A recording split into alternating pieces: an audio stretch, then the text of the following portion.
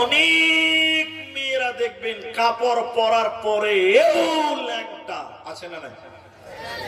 যেমন এদিকে দেখে শাড়ি পরে আছে বোন, দেখবেন ওই মেয়েটার পিঠ দেখতে পাওয়া যায়, প্যান্ট দেখতে পাওয়া যায়। কি বলছেন, যায় না?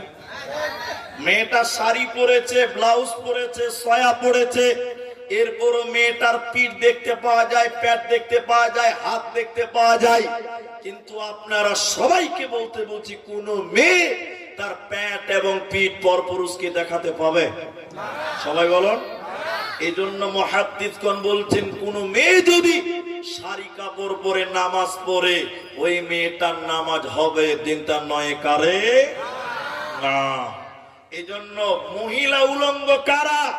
নবী বললেন, যারা কাপড় পরার পরেও উলঙ্গ, বিবস্ত্র, যার পিঠ দেখতে পাওয়া যায়, পেট দেখতে পাওয়া যায়, এই মেয়েটা হলো ল্যাংটা, এই মেয়েটা হলো উলঙ্গ, এই মেয়েটা হলো বিবস্ত্র।